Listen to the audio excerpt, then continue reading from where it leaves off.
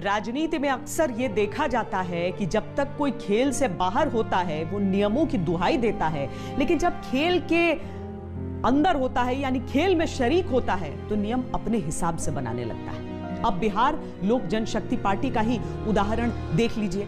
पशुपतिनाथ पारस ने चिराग को संसदीय दल से हटाया तो कारण यह बताया कि पार्टी में एक व्यक्ति एक पद का रिवाज है।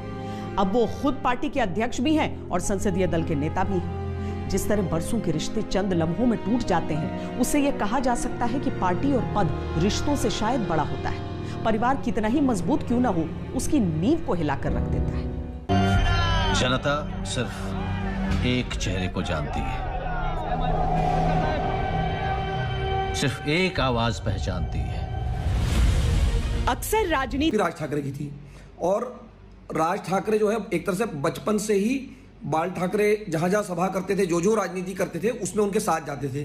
तो हमने ये भी देखा कि उन्होंने एक तरह से पूरी नकल की हर तरह से बाला साहब ठाकरे की, चाहे उनके भाषण देने की शैली हो, कपड़ों की पहनने की शैली हो, हर तरह से वो एक अपने आप को कॉपी बनाने की राज ने कोशिश की। और इसका परिणाम ये हुआ कि एक तरह से वो उत्तराधिकारी के तौर पे माने जाने लगे, उभर के आए। लेकिन ये इक्वेशन 1995 के बाद बाल ठाकरे जब महाराष्ट्र की राजनीति में किंग मेकर कहे जाते थे, तब अक्सर उद्धव और राज उनके साथ ही होते थे।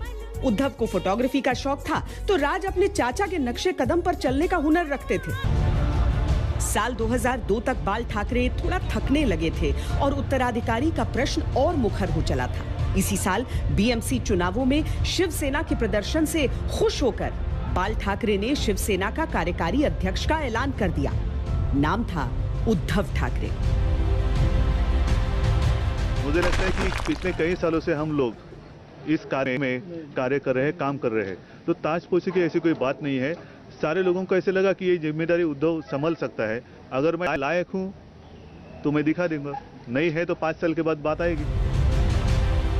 2004 में पार्टी अध्यक्ष पद पर उद्धव के नाम की विधिवत घोषणा कर दी गई। 2006 में मातोश्री को राज ठाकरे ने छोड़ दिया। समर्थक शिवसैनिकों के साथ राज ठाकरे ने महाराष्ट्र नवनिर्माण सेना का गठन किया।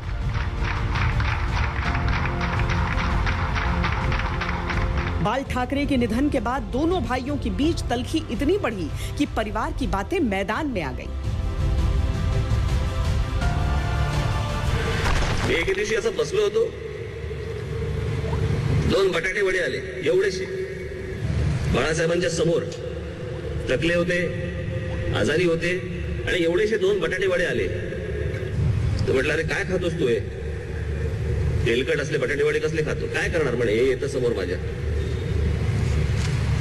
म्हटलं की एक चांगलं तुला चिकनचं सूप सुरू करतो, म्हटलं घेशील का? मला घेऊन ये, चाकून बघतो, मग नंतर बघू।